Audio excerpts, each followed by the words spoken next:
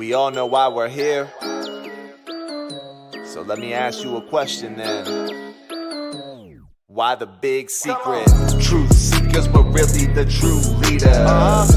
Keep it grooving, the movement like two-seaters. Turn it up, we knocking through both speakers. It's time we get the truth from the big secret keepers. Hey, truth seekers were really the true leaders. Keep it grooving, the movement like two-seaters. Turn it up, we knocking through both speakers. It's time we get the truth from the big secret keepers. Hey, break it down, now can you peep it? They're deceiving all the people. Let me ask you, what's the secret? Misinformation and lies, a devious disguise. They want the EMF blast until our brains is fried. Oh, point their beams in the sky. Oh, it's a movie now. This world is all CGI, their plot is truly foul. But we're here to rise up and bring the real. Time is now, truth seekers, y'all know how I feel. Truth seekers were really the true leaders. Keep it grooving, the movement like two-seaters. Turn it up, we're knocking through both speakers. It's time we get the truth from the big secret keepers. Hey, truth seekers were really the true leaders. Keep it grooving, the movement like two-seaters.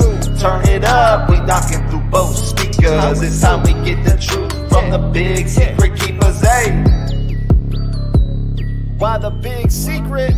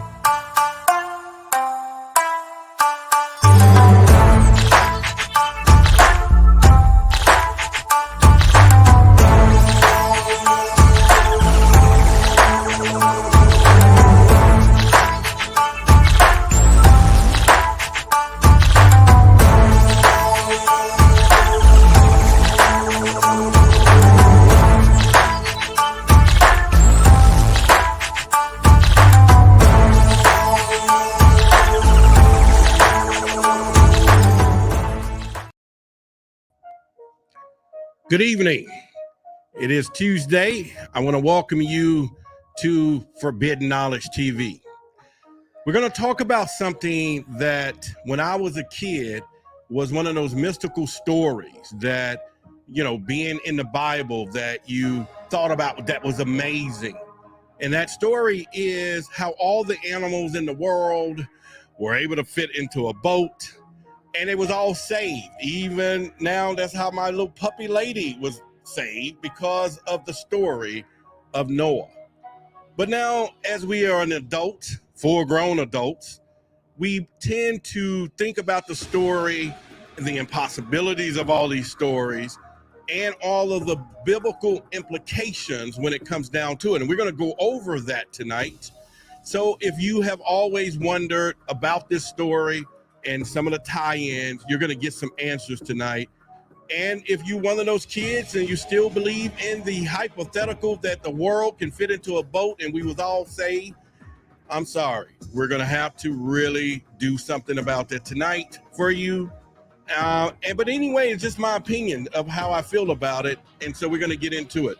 We're going to bring in our guest tonight. It's going to be Billy Carson, the greatness of Billy Carson. Y'all know who that is. And I'm going to bring him up on the screen right now and welcome him. Billy, what's going on tonight? Hey, all right, man. All right. I'm back on. I'm going back to back tonight.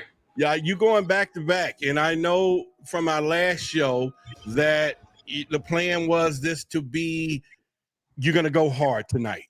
Yeah. And I just want the world to know that, and I'll put this up real quick. This is a part 1 of part 2 series. Part 2, we're going to do it Thursday night. And I'm going to close in some of the things on Why the Big Secret YouTube channel. And so you guys could definitely subscribe to the channel and get the part 2 of this story, because it has so many moving parts tonight that Billy is going to really nail it all home. And then I'm just going to put some pieces together for you on Thursday. So you all right with that? Fair enough, Captain? Oh, yeah. Fair enough, man. Fair enough.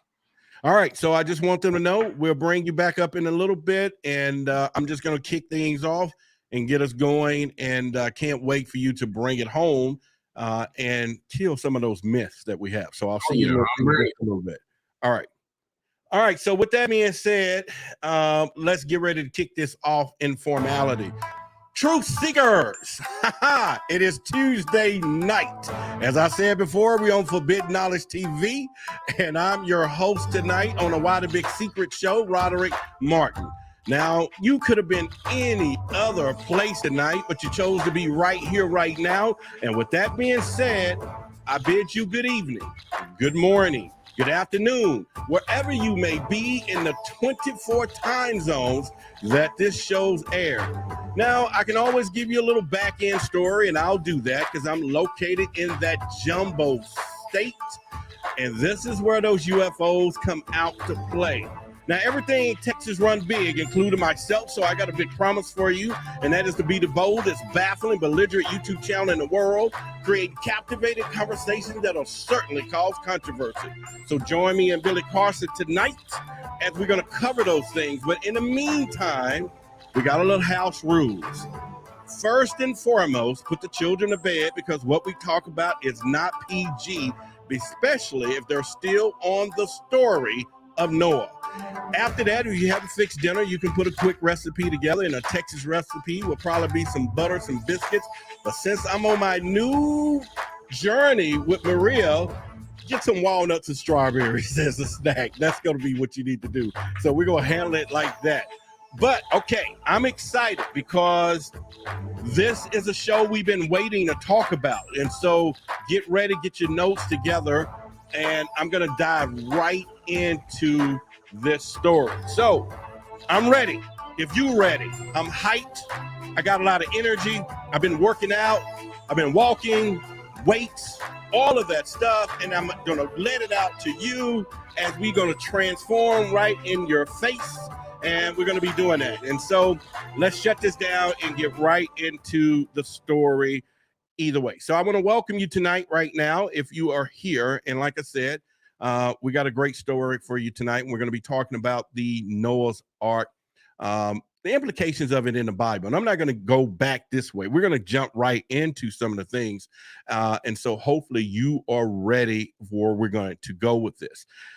In the beginning, what I would like to try to get into is doing some research. We found that there are three different stories of this Noah found in three different places. Okay. And I'm going to go over each one of them real quickly for you and tie it in. So this story of Noah's Ark is said and being used in other places. And let's talk about it. The first place we're going to talk about is in the what they call the Atrahasis epic. Okay. Now, in this particular story, if you look this up, they do some reflections of coming into the Noah. Now, they talked about the humans, which is me, you, and who we are. And they said the humans was created and was formed by the gods, Mami and Enki. Now, they had a purpose for us, okay, at this point. So don't think the purpose here was what we do today and work and all that stuff. The purpose was to be workers enslaved, and that is everybody. Okay, just let you know. But also the story says there was possible giants compared to modern humans. Now, I'm going to leave the word giants over to the side for you for a minute. And then also quickly, I forgot to give you my disclaimer. And that disclaimer is this. If you see, I have a virtual letter box. You can see it. I know you can see it. Get the vision. In that letter box, there are multiple letters, okay? And if you get to a point where you see something that's misspelled or within the show, you have the authority to go in there and put the letter in yourself. I got a grammar box over here to the side. Now, this is a very meticulous box, and it's for those of you when I mispronounce these words and you decide you might want to put it in the chat. Why don't you go ahead and just put it in the right way so you can take that grammar and then you put it within yourself first. So that's just my disclaimer. Now, besides that, part of this Atrahasis epic story, they also talked about the EG or EGG, okay? And they was considered gods as well and also believed to coexist with the humans. And also in this story, Enlil, who was considered a god, wanted to get rid of the humans. Now, one of the reasons they want to get rid of the humans is going to blow you away, because it shocks me now, because it's what happens today. It was because he was annoyed by how loud they were and considered them bothersome. Could you believe that? I mean, my mom's neighbors is the same way today, but could imagine that at some point in the world, we were still loud and bothersome.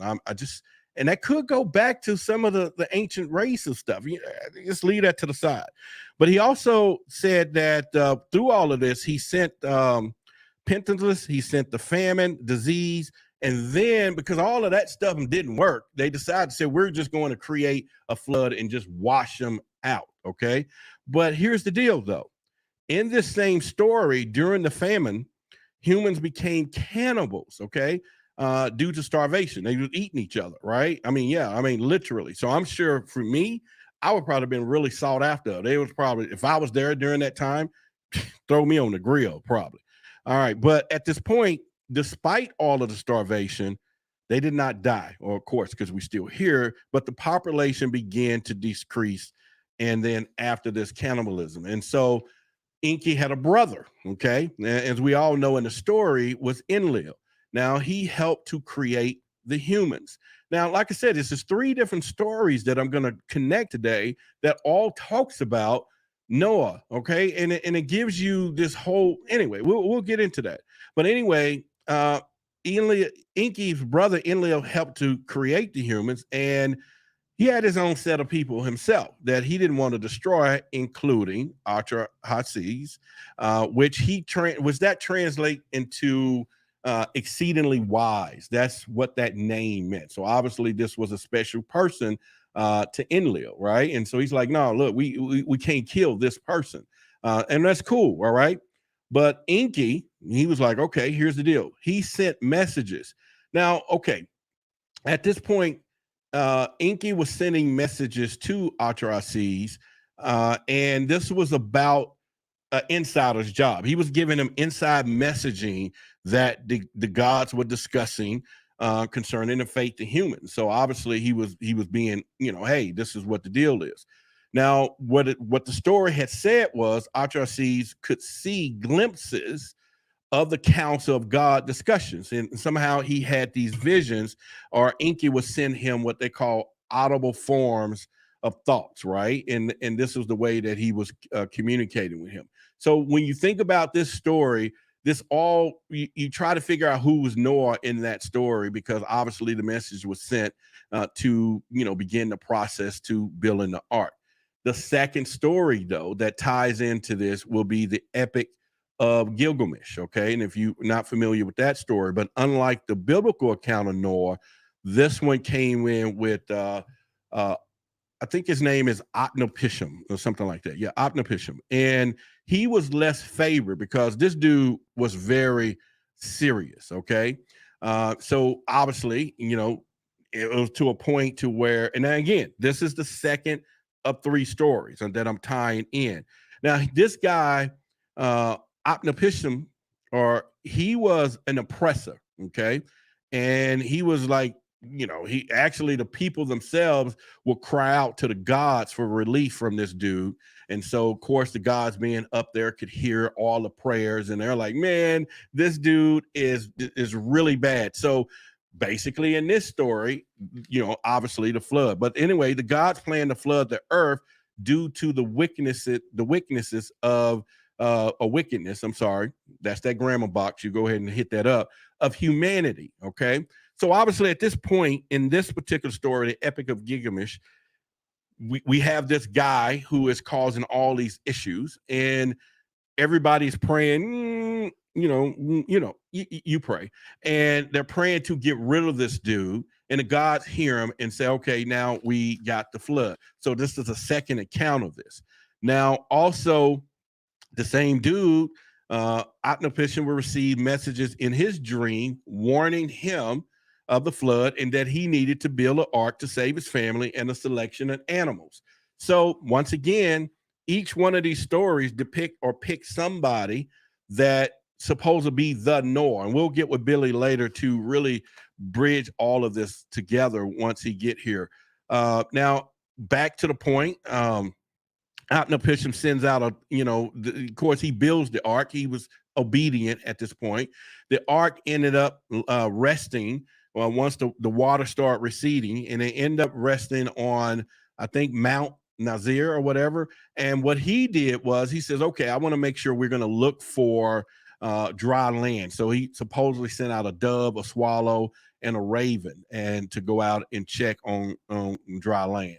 So this is the second of two stories that we're going to tie things in for you in a minute. And then we get to the story that everybody talks about, which is the Book of Enoch.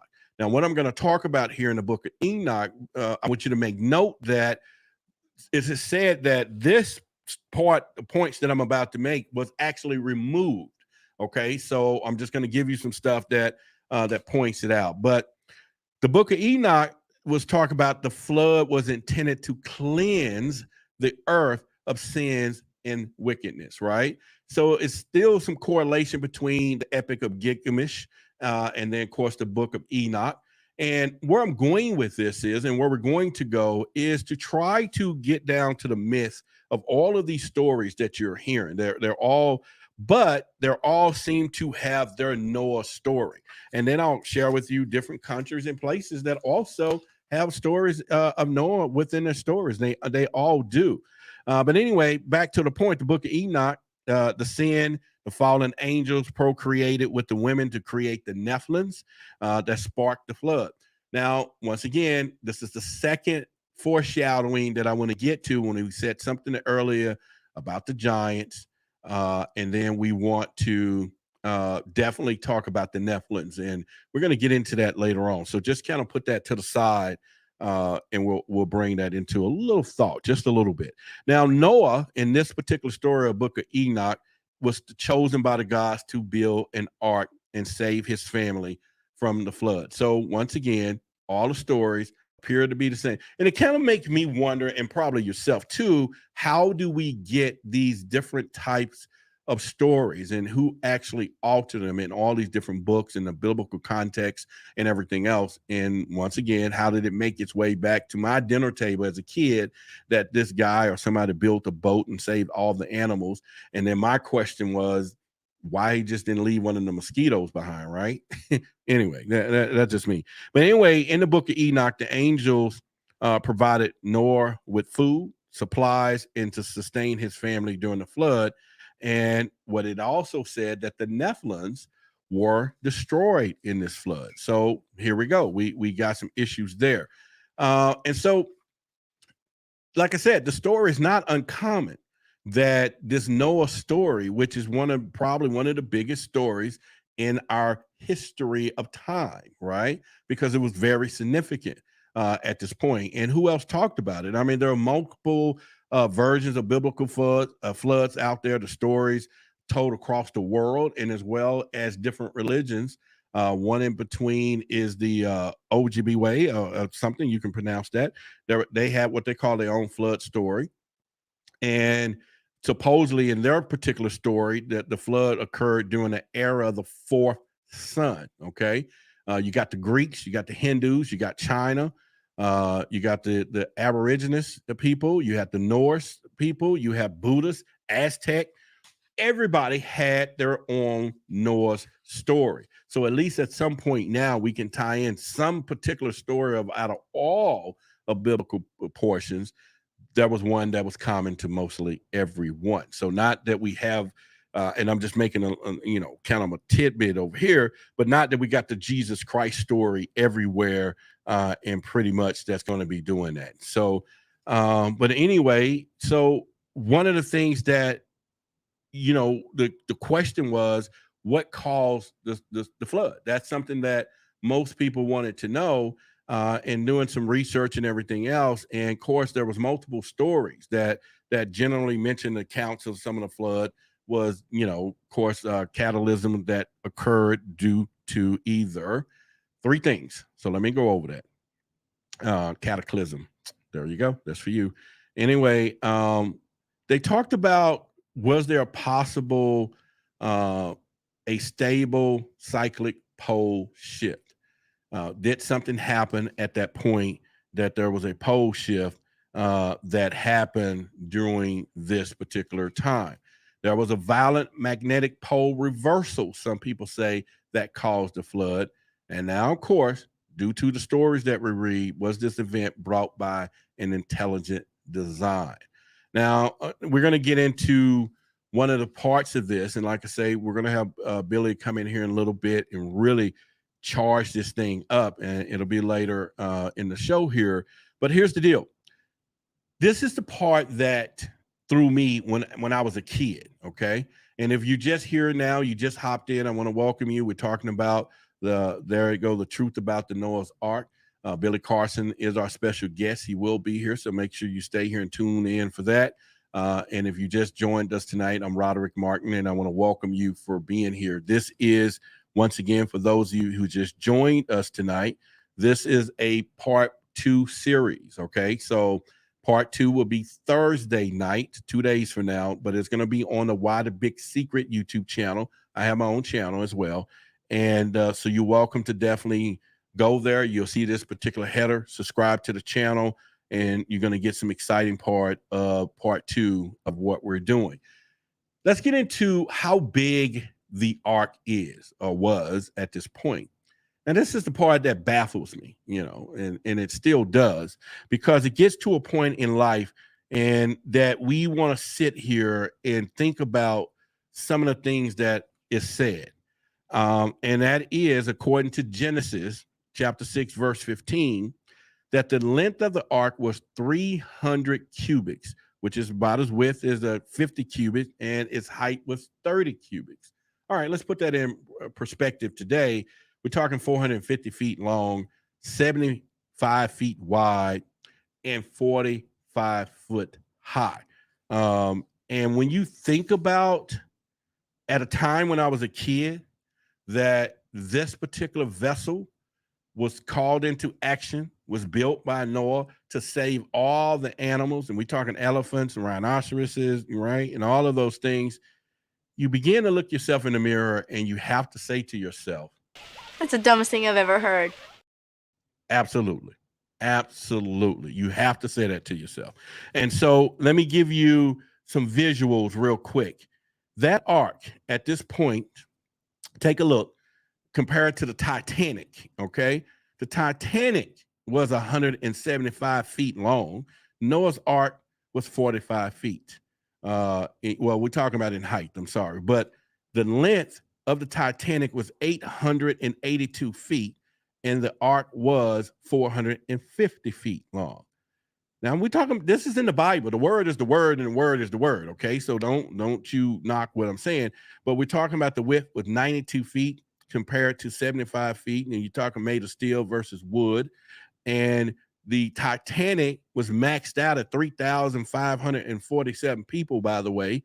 And Noah was supposed to have 50,000 animals in that bad boy, 2 million insects, 8 people for provision. Come on now. You know, once again, you know, you can tell anybody can believe just about anything. But at this point, once again, my statement would be, if you believe that story. Now, this is just for me. You still could. And Billy may tie it in and tell me that there are some micro animals were shrunk down through some goggle ray, and then that's how they became, that's how 50,000 animals got in that boat. And if he says it, I'm going to believe it. I'm going to say, well, Billy, you know, we're going to talk about that. So, but anyway, the possibilities of that was crazy enough that we still telling that story today, by the way. We are still transferring that story today, okay? And if you think that was weird, go back to one of the last time video Billy and I did was, could 2 people turn into 8 billion? So all of this is going down a pipeline that we will talk about, okay? Now, there was a guy in Kentucky. He built a replica of the ark, okay? And he called it the Ark Encounter. And I actually got a picture of that to kind of show you. So check it out. This is, he built it to the specific size of the ark that was in the Bible, and it's a museum. That thing right there is what Noah was in, and that's what it was, and that's what he began to take the world for a journey. All right, I'm just telling y'all that's just one of the things we're going to do there. Now, according to this, the researchers estimate there were 7,000 animals on board. So we can say, even though we have 50,000 of them, some believe that the animals must have hibernated in order for Noah to feed them, water, and clean up after them. Imagine that one, right? And yeah, you're talking elephant dung. You seen that, right? On Jurassic Park. This is some big sugar honey iced tea. Okay, I just want you to know that it's really big. And you have to think about all of those things when it comes down to what is happening there momentarily. Also, we're going to get into when did the flood occur, okay? And according to genealogy methods, Noah came approximately 1,056 years after Adam. After Adam, okay? So Adam put in some work. But in Genesis 7, chapter 11, we were told that the flood came in the 600th year of Noah's life, which would mean that the great flood approximately was 1,656 years after Adam was created in Eden. A lot of this stuff is some conflict a little bit, but you do the math. You do the math because we believe it every day. It's being taught in schools every day. It's in Sunday school every day. And if you sit here today as a full-grown adult and you got some little mini yous and you find out today that there is impossible, do you still let them go to Sunday school and let them say we're going to do Noah's story on the stage tomorrow and I'm playing Noah and I'm going to well anyway it's good, just something to think about, something to make you go no big deal. And then of course we're going to get into who built the ark right now, and in a minute we're going to get Billy here for you, so just get ready to stand by. But did Noah use the animals? We want to know, how did he build such a device back in that time? Okay, this is the things that you want to ponder it. Ponder in your mind to really give it some thought to. Did he use the animals for hauling? Or did he use them for lifting heavy loads? Or is it possible that he had access to a sophisticated mechanism and technology?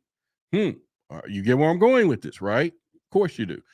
And many believe that ancient astronauts warned Noah of the flood and told him to build the ark. And therefore, if this was true, by the way, then it isn't possible to think that these advanced beings didn't provide him with the technology he needed to build this ark, okay? And maybe we can get some answers to that as well. But maybe Noah had siblings or other family members that helped him build the ark, and maybe even he paid some helpers. I mean, you got to think about all these things. If he paid helpers, if he did all of this, but if so, why does Genesis state that only 8 souls were saved from the flood? What happened to everybody else? What happened? Okay. And what happened to all the people that helped him? Did he throw them overboard? Did he feed them to the animals or whatever's going? These are stories. We need answers. People, we're truth seeking. You are truth seekers. Now, I will warn you, though, and listen to me closely. Your eyes are useless when your mind is blind. You got to think why.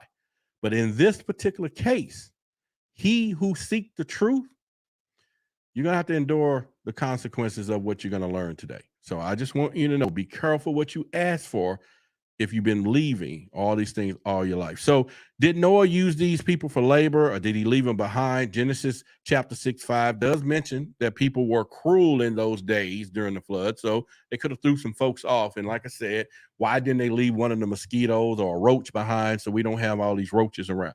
Okay, I know some of you don't got roaches, but I grew up, there was some roaches in the house. Okay, I'm just letting you know. That's okay. That's all right. But that's all right. And I blame Noah. And when I was a kid, I'm like, couldn't he have left one of these roaches behind? I'm telling you, I was all in it. I was in it. All right, so here's the word. The Lord saw the wickednesses, the wickedness of man, and was great in earth, and that every intent of the thoughts of his heart was only evil continually. All right.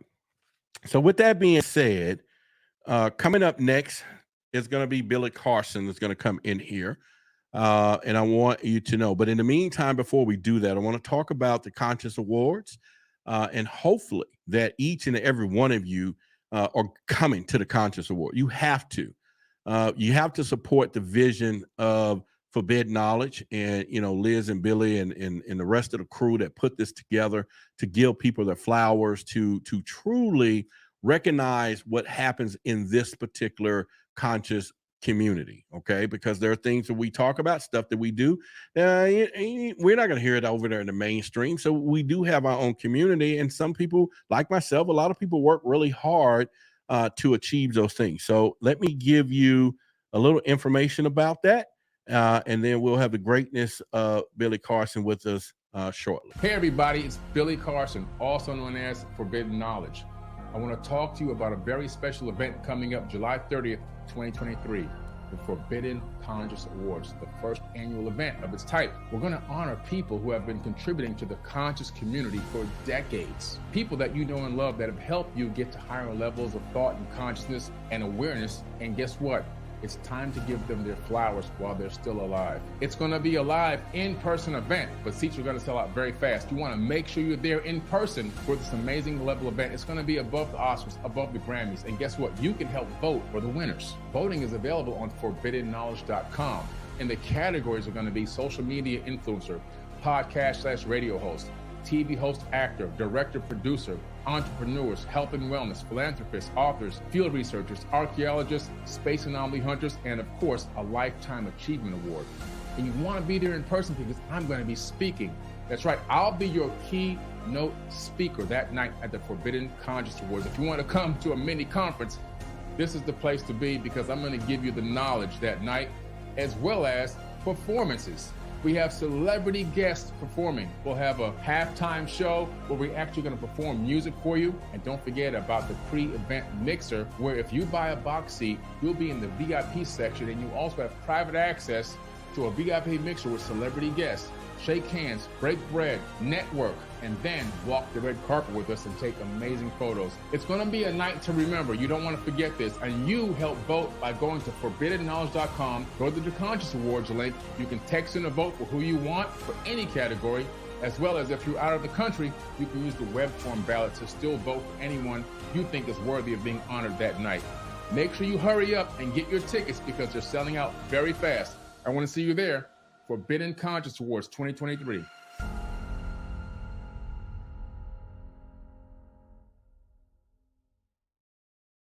And like I said, we want to see you there. Now, listen, real quickly, as he's getting ready to get here in a few seconds here, I'll bring him in. I just want to say 3-4 years ago, I was binge watching Ancient Aliens, and of course, I already was studying what was happening within ufology. I already had books and been really into this particular phenomenon for years. I decided that one day I wanted to get off the couch and get into the game and get out of the bleachers. Became a certified UFO investigator. And within a year or so last year, here's a few things that has happened. I've been featured in Regina Meredith's show on Gaia with George Norrie on Gaia. Host a TV show on Discovery Plus channel called Alien Endgames. You want to check that out. Fox Tubi show called Alien Abductions and UFOs. And then, of course, the greatness of Billy Carson's Black Knight Satellite and Beyond. If you haven't seen that, you got to go check that out. And then also have 8 episodes on the network, too. So you want to go and check that out and support the channel. And then most recently on Ancient Aliens. And I'm only saying that to say through hard work being here, I'm pretty excited about it. And of course, the Truth Seekers community, Forbidden Knowledge community. Why am I telling you all of that? Vote for Roderick. Vote for Roderick right there. Go vote for Roderick.com. There you go. Put it in the podcast radio host section. Roderick Martin, put in a vote. It's already been a pleasure to be nominated, but to also definitely step across that stage and be able to tell you all thank you. And then not only that, with the journey, and hopefully I'll be a lot smaller when I walk across the stage. So you might just want to see how small I get and do that. So with that being said, let's get the greatness of Billy into the show. What's going on, man? Your mic is muted. Yeah, we need to. Yeah, if you unmute that mic, we'll be all right. I'm glad to be back. I'm glad to be back. Hey, man, we're here, and I like I said, I just opened it up a little bit to put things in perspective, and I have came up to the conclusion of the story, and that is that I don't think the ark probably existed, and maybe you're going to get more deeper into that. But the stories that we grew up with, Billy, that I was taught, and it took all the animals and this fable, this thing that you grow up as a kid, along with some of the Adam and Eve stories and all that stuff that we already covered. How is it still existing today that people are still teaching this story when obviously we figure it out as adults now, but it's still being told? People want to believe in fairy tales. There's just no other way. I've come to the understanding now that people want to believe. They want to so badly believe in fairy tales.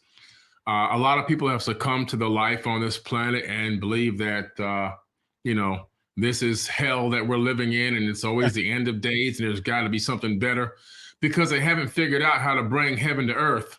They haven't figured out how to stop waiting to die so they can live. And because they can't do that, they want to believe in the fairy tales. They want to believe in, this artificial thing that happened, which is this right here. They want to believe in what you talked about earlier, two of every animal of every kind and came onto this ark, and which was a giant boat that was built by a man's hands in dry land, and then the flood came and swept them away, and then 8 people survived, and those 8 people turned into 8 billion. I know, right? This goes back to the same thing we talked about, the last time I came on, which a genetic pool would need to be much bigger than 2 animals of each kind, right? You might be able to get away with it with a couple different, like, earthworms, you know what I'm saying? Right. You're not going to get away with creating a whole repopulation of horse by 2 horses. Man. You're not going to create a repopulation of lions from extinction, because this will be an extinction level event, with a lion and a lioness. It's just not going to happen. A giraffe and a giraffe. I mean, 2 giraffes can't make, tens of thousands of giraffes that existed. I mean, it just doesn't happen that way. And so people have fallen into this fairy tale. Like you said, listen, I wish they would have forgotten the damn roaches, because when I was a kid, if you turn the lights on from your bedroom, you can stand on the backs of the roaches, and that take you right to the kitchen. I know, right? I was like, couldn't you leave one of the roaches or mosquitoes behind? Come on now. Listen, just leave one behind. So it's a fairy tale that never happened. Now, if you want to learn the true history of Noah's Ark and what happened during the Great Flood, you have to go to 2 places. The first place you got to go is the Emerald Tablets, right? I write about this in my book, Compendium of the Emerald Tablets by Billy Carson. It's a bestseller, #1 out of 3 million books in ancient civilizations right now today. And it's been a bestseller for 4 years in 5 countries. The book is in virtually every country in the world right now, and it's just killing it. And why? Because I'm bringing you knowledge in there. The opening scene in the Emerald Tablets, Thoth says that the temples were rising up out of the mud, that the fountains had completely covered the land. We're talking about a global flood, and that people who survived in caves were coming out of the caves. Now, what's interesting is the Bible does kind of mimic some of that information, because in the Bible, what people miss, because the Bible study class never teaches you this, and the people who are studying Christianity never read the Bible. They only listen to what somebody tells them about the Bible.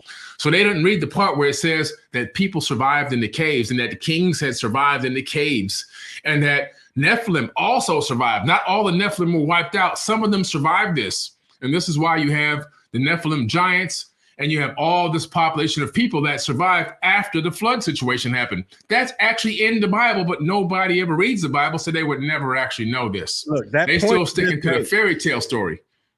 Sorry for cutting you in, but I was just so excited because, our minds just kind of think, and, well, no, it don't. I just kind of ride on the wave of some of your thoughts. But the whole point is next week show, Tuesday night, we're going to talk about the Giants. That's next week. Okay. We're gonna tie that story in because, like you just said, the Nephilims and all that, and we're talking about it here in the Ark story. So we're going to go there, and then we're going to point out a story real quickly, just as a game breaker, that there is some people that reported recently, a while back, through some imagery over in one of the other countries, that they saw some giant people in caves already, just what you just mentioned. So Yeah, anyway, yeah. we're going to validate that. We'll put some research into it by the time next week's story show. Right. But anyway, go ahead. Oh, Sorry. yeah, absolutely. And if anybody is doubting what I says, just Google Nephilim survived the flood, and you get all the Bible verses right there. Right, the Bible verses are right there. It tells you the exact verses in Genesis where you can see that the giants survived the flood, and people survived the flood, and that they hid in caves. And in the Emerald Tablets is where they got that information from. It says that they hid in the caves in the desert, and that after the flood waters began to recede, and the temples were coming up out of the mud, the people came out. The giants came out, right? And then you look at the Epic of Gilgamesh, which is a huge, huge, huge story. It's taught in universities and ancient civilizations. Like, you can't be an ancient historian without doing a complete paper on the Epic of Gilgamesh. It's a massive story. It's considered an actual poem. And in there is who? Enlil, right? This is a Sumerian Babylonian story. And Enlil is the one that sends Gilgamesh on this hero's journey. And what's interesting about this hero's journey, Gilgamesh didn't want to be alone on this journey through the wilderness that he had to go on. And so Enlil fashioned him an artificial man, a friend to go with him. Okay. He gave him this R2D2 type character that he created, literally fashioned him, and imbued him with knowledge and intelligence, which is AI, and sent him along his way with his friend. In the Epic of Gilgamesh, they're on the search for Ziusudra. Ziusudra, or also known as Unapishtim, is also the biblical Noah.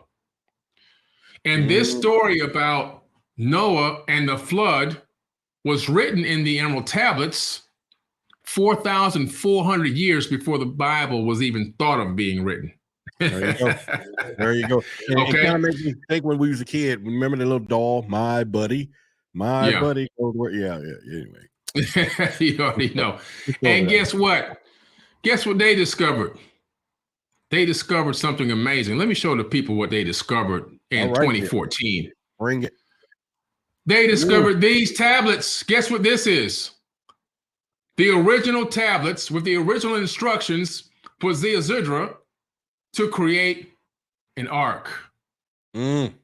Now, let's talk about this ark that they were told to create and what it is, right? So the tablets were found. So there was an instruction that was given down to Noah, aka Ziusudra, aka Unapishtim. That's the really, two names between Babylonian and Assyrian. Okay. Same person. And this information was to create an ark that was in the shape of a disc. Not what you showed earlier. Okay. You know what? I had a question for you, and it was from one of our, when we was doing some research on the show yesterday, and we came up with was the ark a spacecraft? Could it be a spacecraft? That was it's right here on the bottom right here, and it was number 9 to add. So I got a few questions I was going to ask you, and that was one of them right there. So there we go. So it's pretty interesting. So it was a disc. Now, of course, mainstream doesn't want to say spacecraft. In my opinion, it was a DNA bank.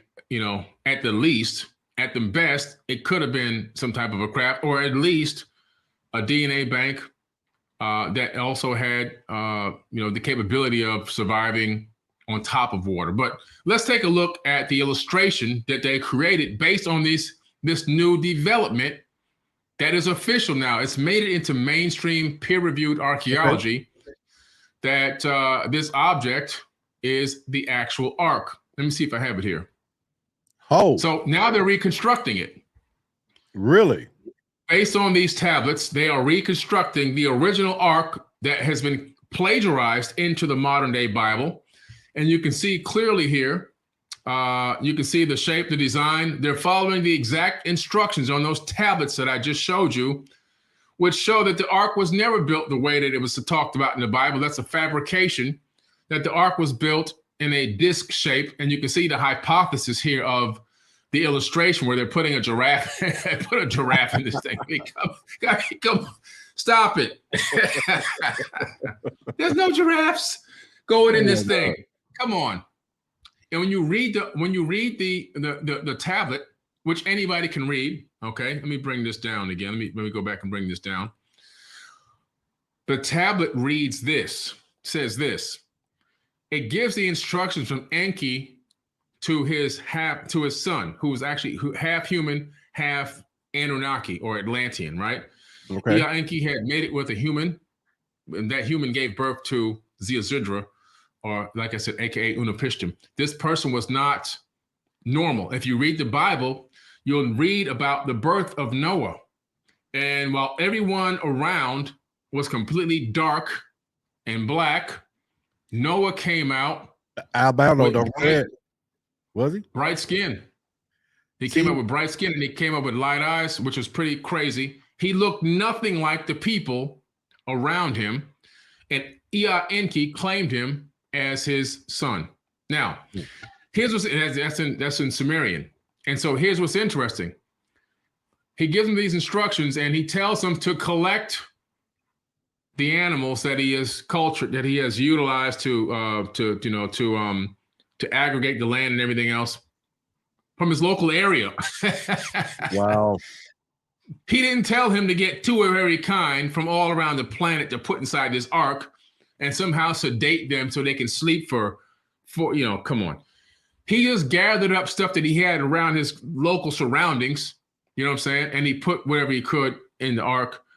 And I think, in my opinion, some of it was just genetic pools. He was told to collect, different plant types and things like that from around the area.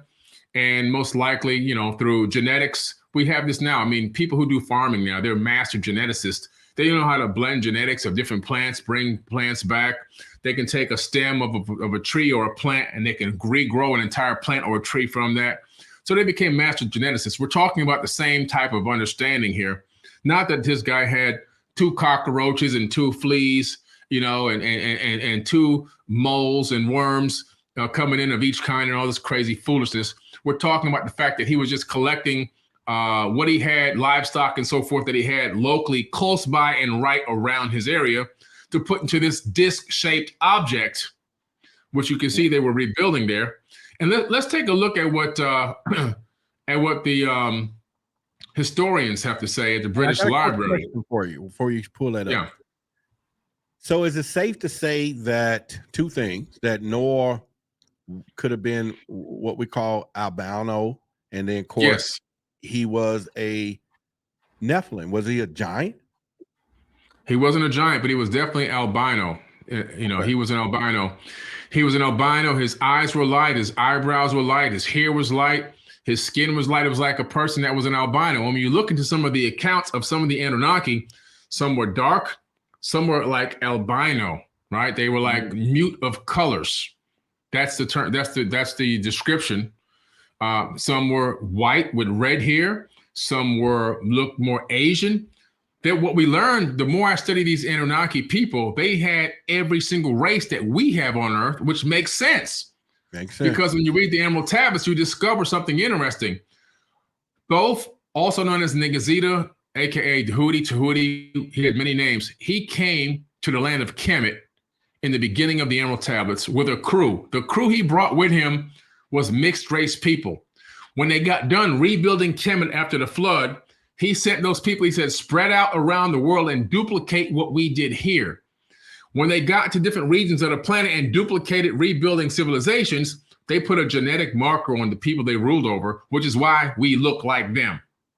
Let us make man in our image. You know how you have a farm and you have cattle, and then you brand your cattle with that hot poker, and nobody, everyone who sees that cow, no, that's Farmer Carson's cow. Don't touch it. Yeah. Same exact thing. Is it far too fetched then, since we're talking about him being or albino, being albino or albinism or whatever you want to use the word? Could he have been in touch with extraterrestrials then?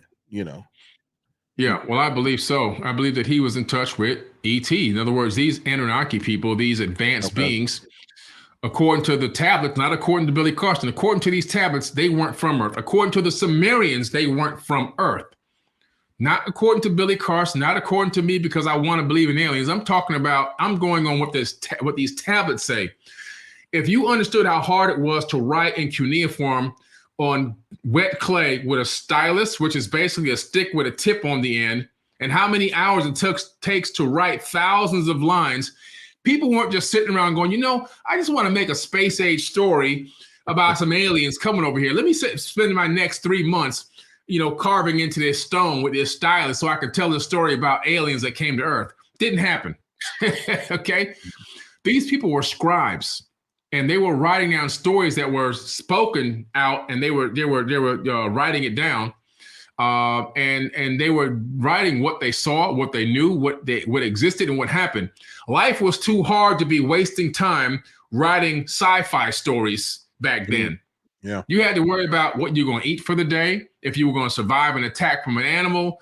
What can you contribute to your civilization today?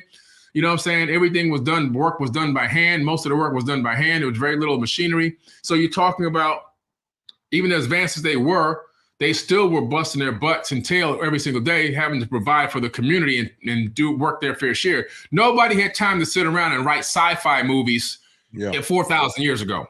So they wrote what they were told, and they wrote what they saw, period, point blank. And so this Ziusudra was interacting directly with, aka Noah, was interacting directly with these beings and was talking back and forth, having a communication, because he talks to the Anunnaki, and the Anunnaki talks back to him and gives him actual instructions, which is a tablet that I just showed you, which is sitting in the British Museum where anyone can go and see it right now. Wow. And that's just, to see those things, that the truth is out there, so to speak. Now, you talk about the Book of Enoch a lot. And as I made reference earlier, it appears that this particular part was removed from it, right? They snatched that Book of Enoch out of there. Was it because of the lack of truth or what? Well, I'm sitting here. I got all the books of Enoch right here in this one book. Okay. I have because there's several books of Enoch. So this is the books, plural, of Enoch. So instead of I have all the separate ones too, but when I'm reading, instead of having to go from book to book, I can just go to one book, right? So I have the books of Enoch, plural, all inside of one. And what you find is that Enoch was revered and was a high-level entity according to the biblical text, because they mention him and mention his high status, but they don't give you the book that he wrote or the information he left behind for future generations. And the reason why they didn't do that is because Enoch is talking to aliens. That's why it was left out of the Bible. He's talking to aliens, people that were from space that came down to Earth and engaged mankind. And according to Enoch, taught us how to make war and make weapons of war and how to kill each other. Wow. And that these people didn't come from Earth. They came from another place, another planet. They even took Enoch on a planned trip. So in the Bible, they make it sound like Enoch honored God so well that God took him into heaven. And he didn't have to even forego death. He just went right into heaven. That's baloney. That's fake news. When you go and read the Book of Enoch, you discover he had a set and appointed time that these beings were going to take him in a ship up into space and bring him back. He was going to go away for a while to learn from them. And he even went and sat with his sons and gave them the records and the information they needed to sustain their estate. And it was a planned day that he was going to be going with these people into space. And he left on that day. When he comes back, he describes seeing the Earth as a gigantic sphere from above the cloud. Okay, this is why this information didn't make it into the Bible, because they want you to believe this crazy of fairy tales instead of understanding the real and true facts. And we've been engaged by advanced people. And the scariest part is, for most people, is these people look like us, or we look like them. That's the question. As a UFO investigator, people always ask me, family, man, what the aliens look like? And I'll be like, are you really ready for the answer? Yeah. And I go, what if we look like them? Yeah. And then they'd be like, yeah, right, whatever. And it's like, man, you playing. And it's like, what if we look like them? Which means they can walk among us today and we wouldn't even know it. We wouldn't even know it. Yeah. In fact, former NATO military intelligence officer. He came forward, I think this was about maybe 7 or 8 years ago, and he said that he had a cosmic top secret clearance, right? Cosmic top secret. That's above top secret. That's the highest level clearance you can have in NATO. And he violated his security oath. He's dead now, unfortunately, but he didn't die because they killed him. He actually died from, I think he had died from cancer at a decent age. But his son works in the Pentagon right now. And he came forward in the interview, which the interview is on my Facebook page. It's been on Instagram and everything else. And he stated that he had discovered that there were many different races that were continuously visiting us, and that some of the races look so much like us, these are his exact words, that they could sit next to you in a movie theater or on an airplane, and you wouldn't even know that they weren't from Earth, that you wouldn't know they were aliens sitting right next to you, talking right to you in your face. You wouldn't even know. And he said that shook him up so bad. It really shook him up. The guy's voice started crackling, and it said his life had never been the same ever since. And so we're talking about the fact that our format, this bilateral, bipedal type of intelligence with a face, eyes looking forward, hands, feet, we can manipulate our environment. This hominid body type is abundant throughout the entire universe. This is the body type. This is the avatar type that's required to build in a way that you can actually create something that could take you off your own planet. You see, whales are smarter than us. Dolphins are smarter than us. Elephants are smarter than us. But guess what they don't have? They don't have these. And because they don't have these, they can't manipulate the environment. And because they can't manipulate their environment, they can't get off the planet. So this is the body type that will be able to manipulate the environment and get off planet. So that means that this body type is what most aliens are going to look like if they can get off planet and visit another planet. They're going to look like a hominid. Well, then why do we have pictures of the Greys and all these? They only have like 2 or 3 fingers. They don't, it's like, good question. You know what I mean?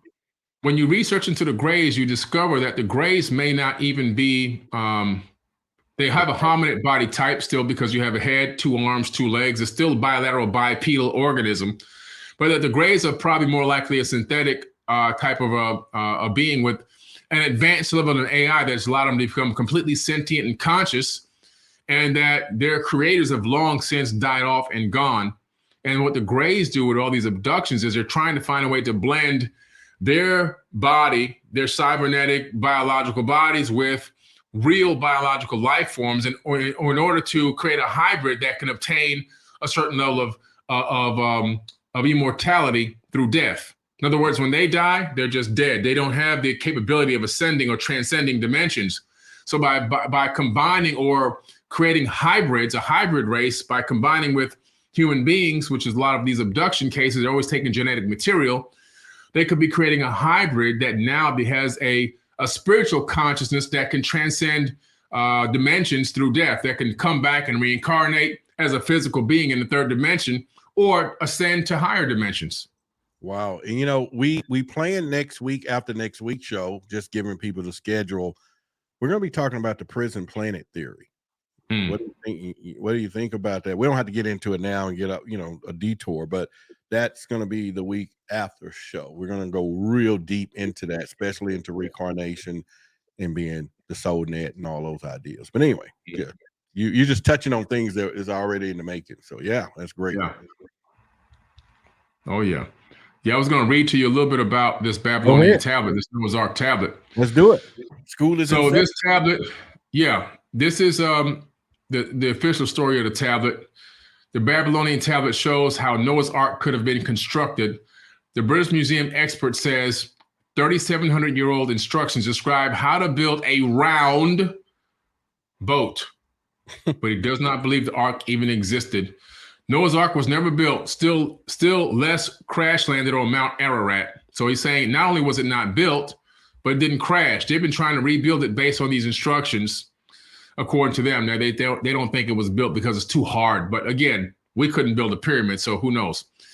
A British Museum expert has declared, despite holding in his hand a 3,700-year-old instruction on how to construct one, he says, I'm 107% convinced the Ark never existed. That's Irving Finkel at the British Museum. who's an expert, by the way, in Sumerian and cuneiform tablets.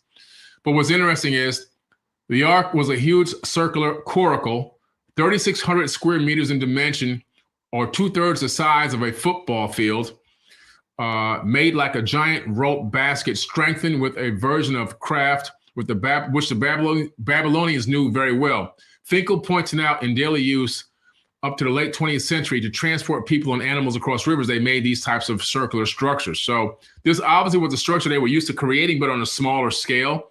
And these instructions were how to build it like megalithic style to hold much more stuff inside of it, according to Irving Finkel's translations and other experts' translations of these tablets. Maybe they was seed banks or something, you know? Huh? Maybe they were seed banks, you know, just carrying DNA versus actual. Yeah, that's what I believe. I mean, what can you put in there? In other words, in DNA seed banks, you can put actual seeds and plants and herbs and things like that. And of course, whatever local livestock you may have had that can fit on this thing, but certainly not two of every kind. It says the text about the great flood and the order by God to one man just to build a boat and have himself save his entire family and the animals clearly is older than the biblical story. So this story that in these tablets is far older. Like I said, it's 4,400 years old total time between then, and our era today. So we're talking about it being over 2,000 years older than the biblical text, which is pretty interesting. So, circumstantial evidence is real, and we have enough circumstantial evidence right before our fingertips to prove that the biblical version of Noah's Ark is a fallacy. So basically, you're saying if we had to say if the Noah's Ark story is true, the answer would be something like hell no. Exactly. Okay. All right. We just want to make sure we make our expressions right. But That's funny. Yeah, I mean it's one of these things that we look at, and I'm still, like I said, I'm still baffled. I can't say any more today about the story, but the fact that the thing still lasts, the story is still being time tested. It still is in new printed books today. It's still tomorrow. If someone was to take their kids to Sunday school for the very first time, besides the Adam and Eve story, the Noah story is number 2. They're going to be told that all the animals was placed in a boat, and this is how Fluffy survived. You get what I'm saying? And the parents is going to let that be taught to their next generation. Why is that? It doesn't make sense to me. You know why? Because people want to believe these stories only for one reason and one reason only. It gives them this fairy tale of this heaven instead of them having to work hard to make heaven right here. On earth. I can just sit back, I can kick my feet up and watch the world burn. And if I pray at the right time and say, please forgive me, Jesus, at the right exact moment before I die, I might be whisked away into this magical kingdom, right? Again, these are people waiting to die so they can live when they should be learning how to live now. They missed the mission. They missed the understanding of what they're here for, what the purpose of what they're here for is to find a way to convert this earth into heaven. Yeah. It's to make heaven here and to learn from all the turmoil and trauma and drama that we've created and develop and ascend and become a higher conscious being from what we've done before. So we can ascend to a higher level. We can be born again in the spirit, not by water getting smashed over our head, right? Dumping babies in water and smashing you and having a pastor dump you in this bucket of cold water and you got all this coming on your face and you need a towel and no. It's about raising your level of consciousness to a higher level so you can look back on your previous level and say, wow, I've grown. I've been born again to a higher level. And you'll be born again many times in the same lifetime. That's really what the challenge is here, is to learn from our mistakes and grow and find out how we can exercise a level of unconditional love towards one another and move the civilization forward to the next level where everyone becomes more conscious. And then the planet advances. And then the next thing you know, there's a golden age. And what is a golden age? Which has happened before in the past. We know this because there's records of golden ages. When you have the golden age, you have brought heaven to earth. And so that is what the ultimate goal is, because source or the universal consciousness or God, whatever you want to call it, the creator of all, wants to see this experiment develop from nothing into a golden age. And it wants to experience it through us on what it would be like to live in the third dimension. So the creator has divided itself into Googles of entities. Google is a number, not a search engine. It's an actual number. Look it up. Into Googles of entities. That's a number that you can't even count. So it can experience what it's like to be Billy, to be Roderick, to be everyone in the chat right now, subjectively, and to understand what it's like to move through this third density and grow and learn and create mistakes and be a part of the problem and be a part of solutions and everything else.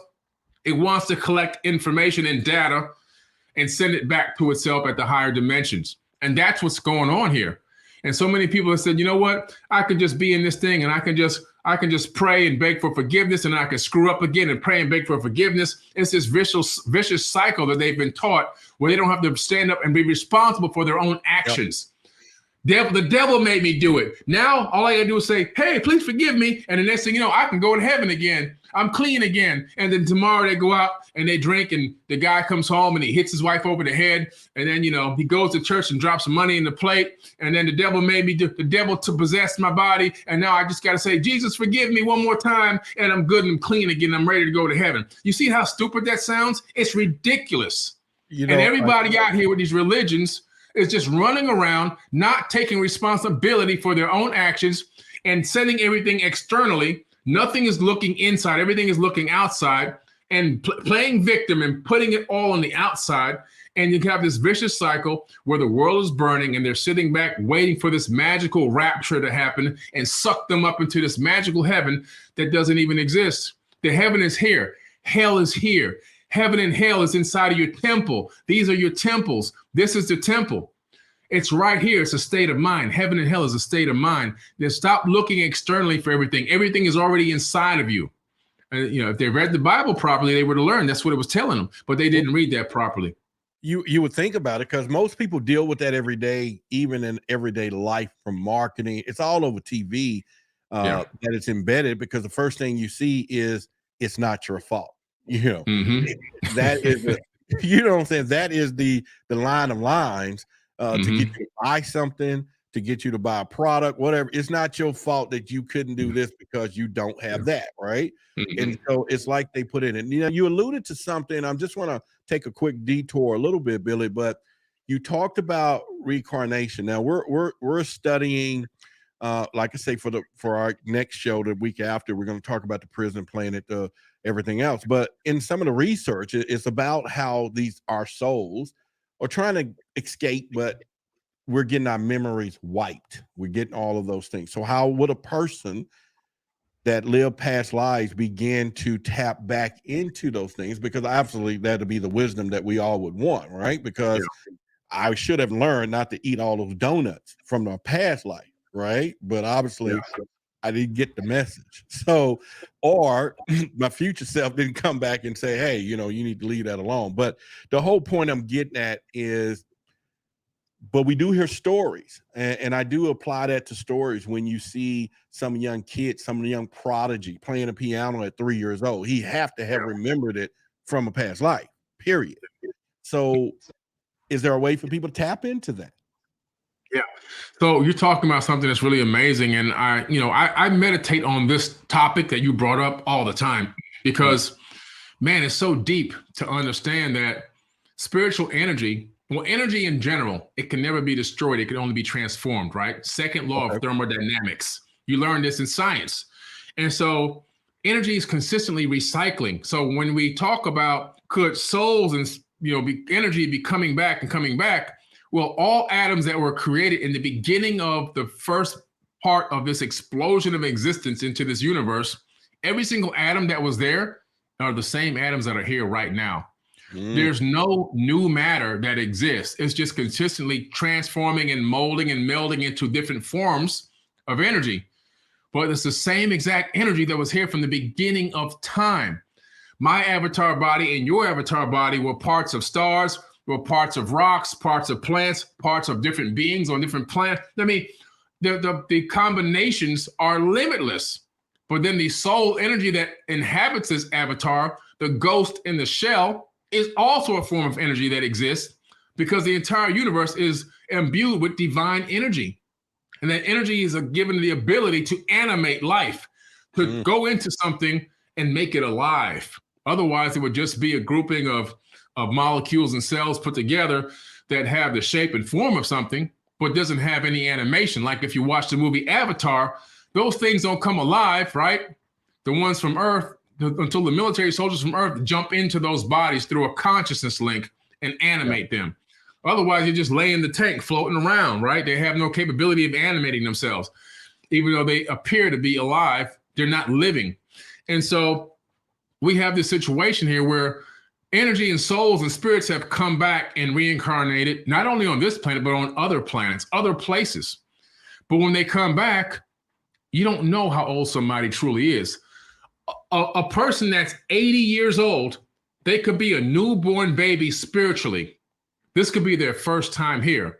And a kid that you could meet that's 16 or 10, like with a piano prodigy you're talking about, a 6-year-old that could play Mozart, he could be ancient. This could be his 1,000th, 2,000th time coming back, right? So he could be ancient. That 16-year-old kid or that 10-year-old kid could be older than a 70 or 80-year-old person. That 80-year-old person could be the first time here. You ever see a person that's up there in age, 60, 70 years old, they're hardcore into religion. They're like a religious zealot. You know what I'm saying? That's all they focus on. This is their first time here. That person is their first, they just arrived in this dimension. This was their first run. You can see somebody now, some of these indigo children that are out here that are so far advanced than these old people spiritually and consciously. It's like they've been here for eons. And so we're talking about the fact that this happens. Some people after a certain amount of incarnations, which talked about in my book, Compendium of the Emerald Tablets, though talks about the capability of ascending to such a level that you can incarnate at will. In other words, you can control your incarnation. He even says you can control what dimension you come back in. He says you can incarnate on and in the plane you desire. He's talking about incarnating back into your body, another body, or even into another dimension at will. And so there's levels to the game that he says mankind can get to, but only the adept initiates will reach those higher levels. So it takes a certain amount of learning to where you begin to come back and you begin to retain some of the knowledge. You begin to retain some of the wisdom. And that's where you see a lot of these kids who are ancient. You could say, man, you talk to one of these kids, it's like they're wise beyond their years. And you could talk to a 60-year-old person and you can tell their IQ is probably around 80 or 90. They're not even close, you see? And so that's what you have going on here. There's this disparaging rate of return where some people just arrived first or second, third time, and some people have been coming back for eons.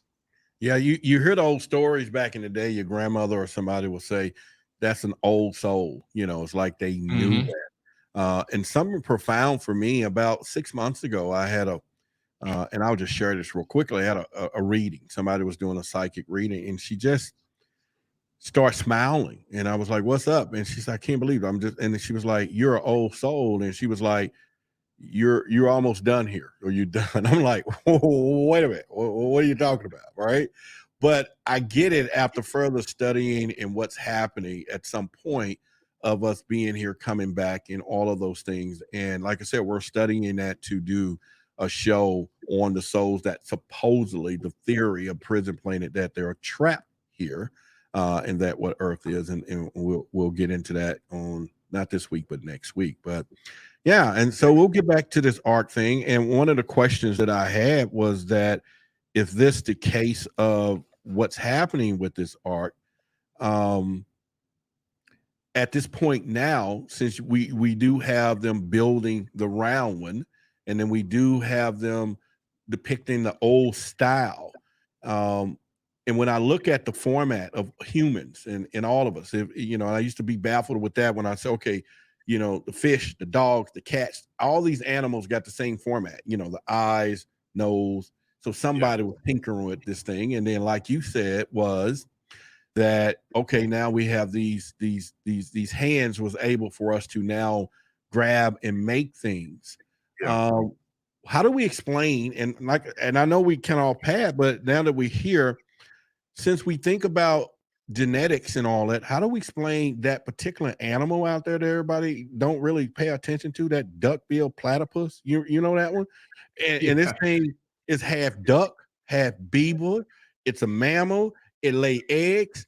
And how could people not think that somebody created us if that thing is walking a planet that has all of those elements involved, half duck, half fish, bird, whatever, lay eggs, but the eggs are born live? Why people don't just look at that crazy thing and say, wait a minute, somebody made this thing? Yeah. There was an experiment done by a scientist where he took a flask. Mm-hmm. He took a glass flask and he sterilized it with heat, and then he sealed it. He hermetically sealed it.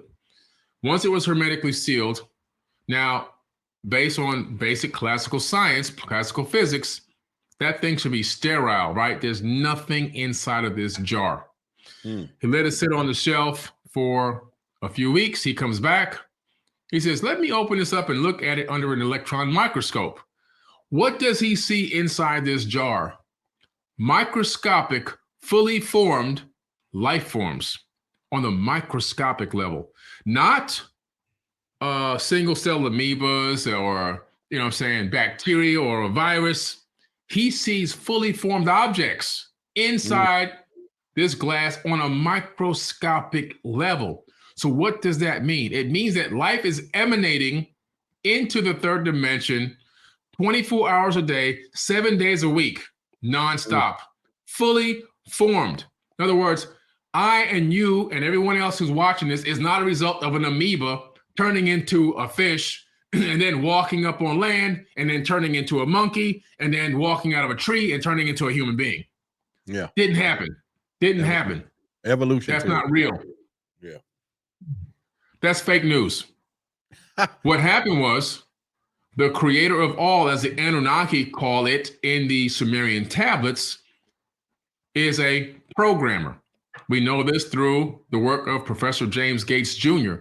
We know that he discovered the Adinkra codes from the Dogon. Right? These Adinkra codes are symbols. When you take them in from a two-dimensional form, like prints, into a three-dimensional substructure, you discover that these codes contain error-correcting codes and the mathematics that control search engines and web browsers. And these same codes are the same ones that are running the ether of space-time itself.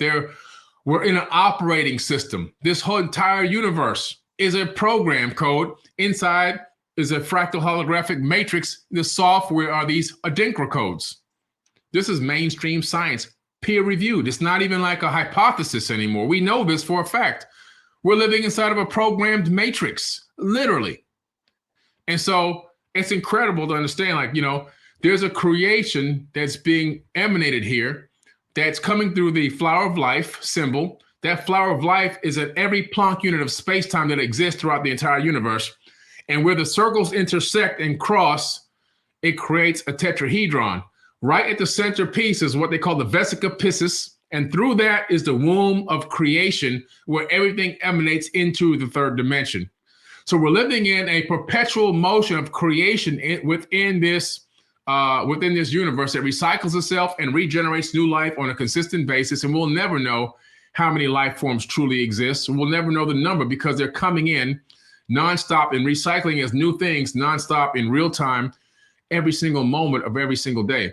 It's a real incredible story. I mean, it's so kind of hard to wrap your mind around, but this thing is so huge. And guess what?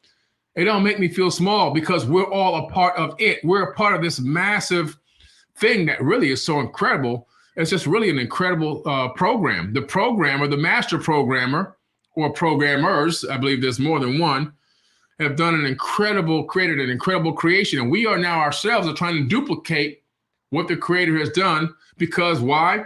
The code that person utilized to make this came out of their conscious mind.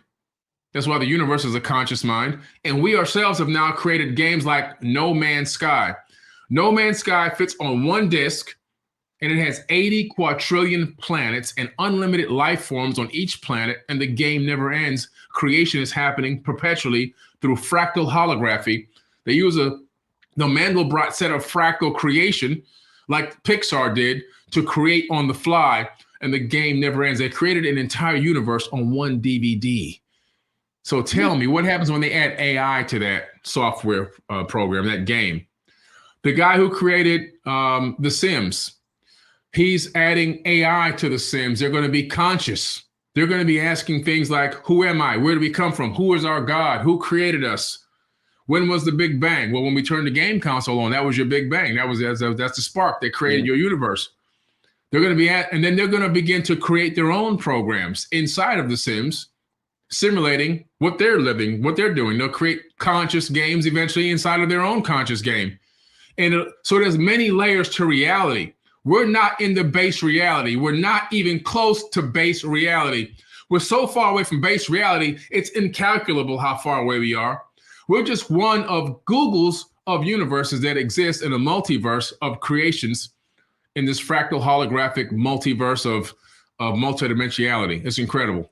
Yeah, and I know this is where, when you think about the UFO phenomena or UAP, we want to call it today, and people think about the advanced technology of, like we talked about in the past. Oh, did we shoot down? Like, it's impossible. It's like we're so far behind technology of all of these other civilizations out there, and it's almost like, sometimes I believe, and just me, that Earth is just kind of a scientific playground for them.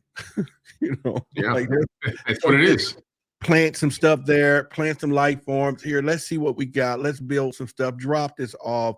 Oh, okay, they're advancing, and it's just and it's the way that they come in and visit and leave. Is like they're just checking up on what they left here thousands of years ago, and just seeing. That's right. And then you think about the movie Transformers. What was the first one, I think? What was the main thing that they were searching for? The cube, the Allspark, right? Like you just mentioned.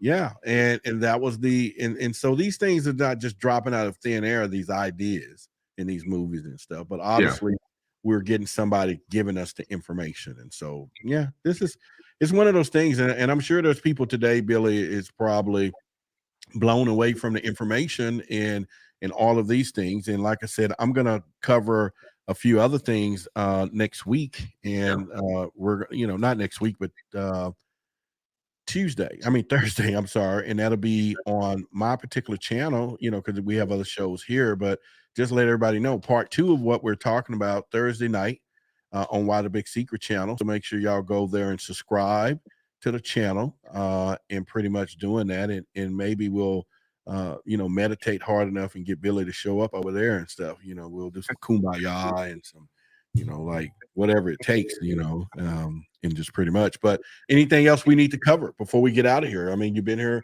I think you did a great job on this one, Roderick, and thanks for bringing me on to drop this on the people, because we have to break these incorrect mindsets, these mental prisons that have been set up and structured around ourselves and our children and our children's children. We got to break through those bars and release and free the people. We got tonight. I guarantee you, we freed some slaves tonight, some mental slaves. We let them out of the cage. They're going to start asking more questions now. And that's the whole point. And I tell people we got to stop, and of course, even with the theory of the show or the concept of the show, Why the Big Secret, it's not the narrative of what and how and all that. It's the why. The most important thing is why. And people don't go that far into the question of going, why is it that we're seeing these stories that it is impossible to believe the Noah and the Adam and Eve story, and nobody's asking why. They don't even go to the pastor and say, oh, why does this not make sense? They just don't do it.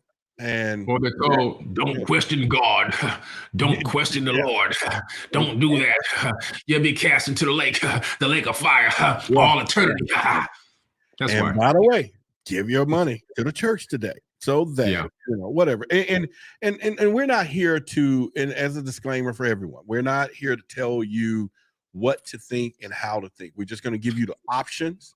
And then hopefully tomorrow you make a decision based on all those things. Because even today, Billy, I still say it 100% that even our young folks now are what I consider religiously and emotionally bankrupt. you know, and it is because of stories like this that they're figuring out that doesn't make sense, and the parents are still embedding it into them, and now they're getting a little more wiser, like, look, you're my parents, I can't call you dumb, but either way, this doesn't make sense. And by the way, the system doesn't work for you. How is it going to work for me?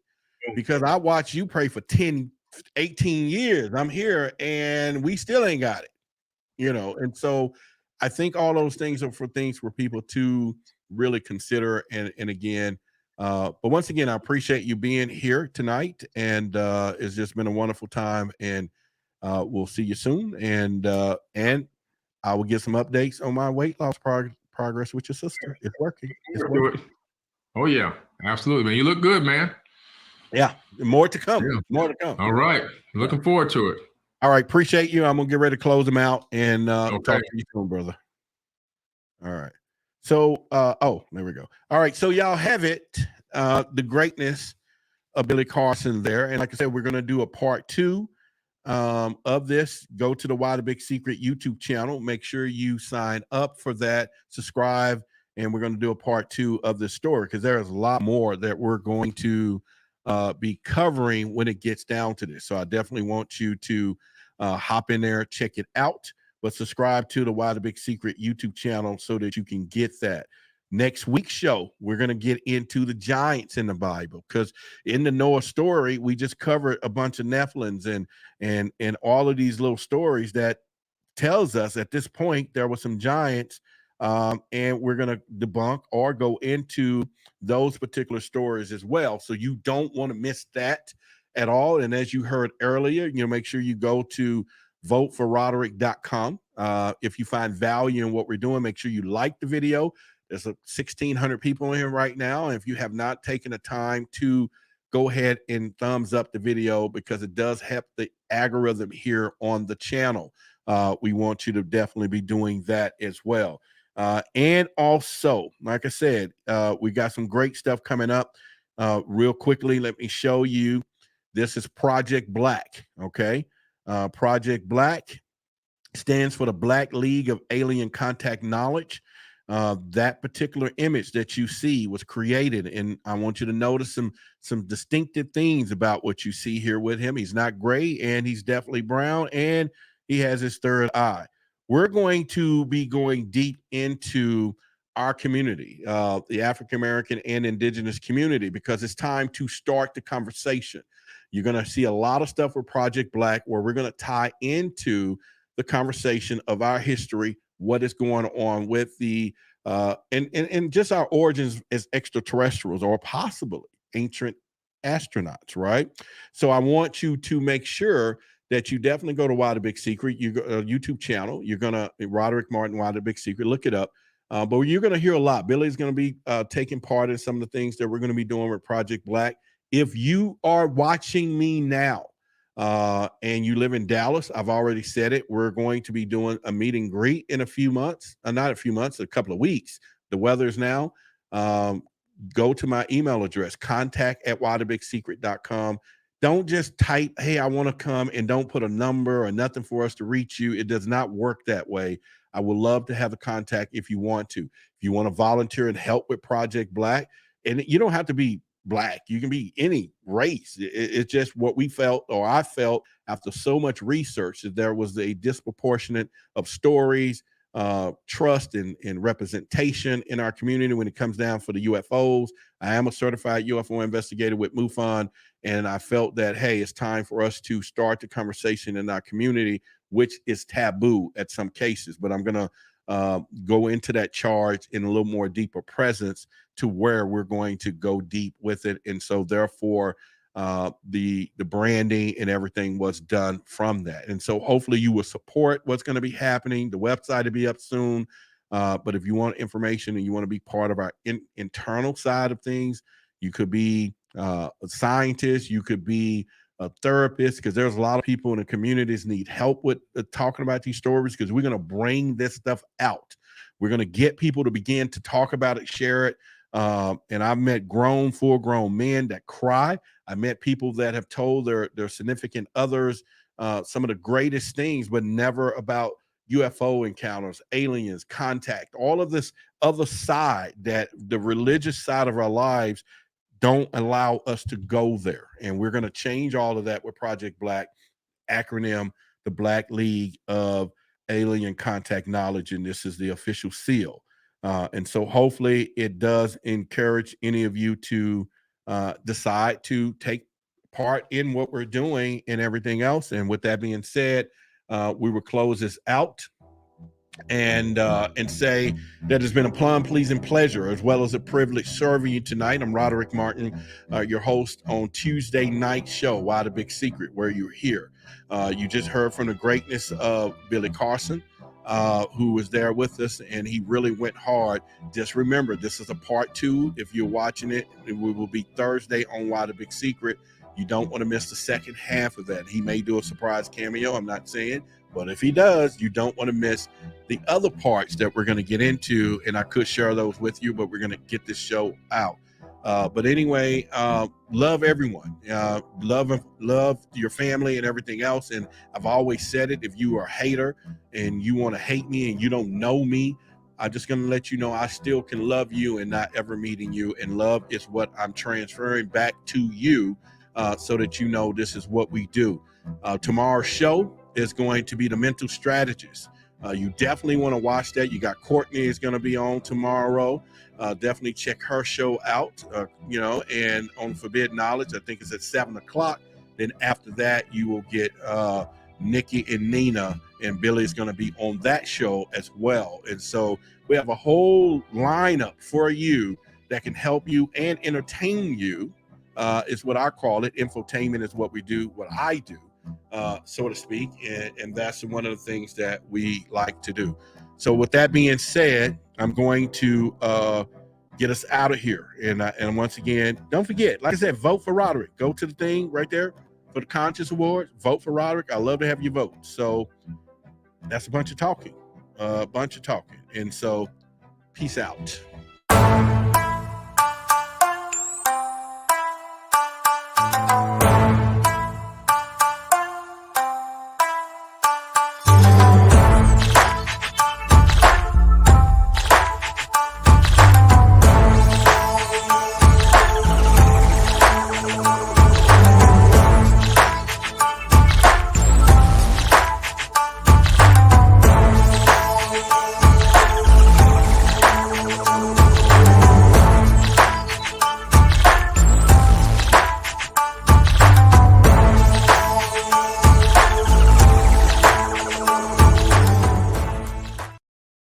That email address is contact@whythebigsecret.com. I saw it in the chat.